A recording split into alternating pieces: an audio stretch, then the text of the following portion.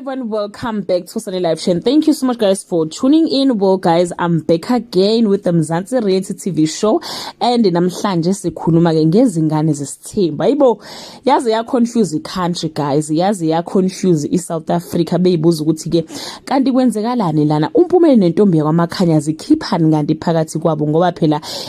la eSouth Africa kwazi ukuthi ke bahlukana nalentokazi futhi ke isinengane yakomunye ke umuzi lalani ke guys isiZulu ke lesebesenzwa ke umpumelelo bekuyisiZulu ngampela ngingazi ke noma besenzela ikhamera noma usenza ngoba esazi futhi esibona isidingo saso ngesiZulu ke kunenkomo ebizwa ngenkomo kaMama ebizwa ngengquthu umuntu ke osuke ethatha umntombi bentomazane noma ke uyayishada noma akayishadi kodwa kuyakufanele ukuthi ke ayikhokhe leyo nkomo ekuthiwa ke inkomo kaMama iba yicala ke elingaboli esayidini lakhe njengoba kumama kaNompumelelo echazile ke ukuthi indodakazi yakhe yayihlolwa so kwaba yihlazo ke ukuthi ke uMpumelelo Mseleku athatha umntombi buka Nompumelelo ke Makhanya ngokuvumelana kwemndeni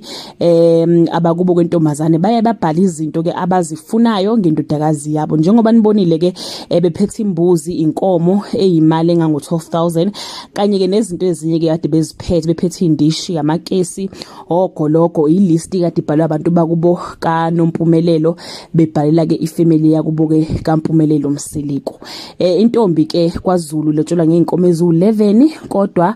mayiselotsholwa ke intombazane lo oNompumelelo useyolotsholwa ngeenkomo ke ezu10 ngoba uMpumelelo useyikhokhile le yankomo ka11 if bengayikhokhanga ke guys umama ke wentombazane noma ke umama noMpumelelo emalobolweni akatholi lutho ngoba usuke ehlule ukugada ingane yakhe yentombazane ukuthi ingakhiphi izinkomo zikayise esibayini so ke uMpumelelo guys lento ayenzile yinhle kakhulu sishayela ihlombe siyamncoma futhi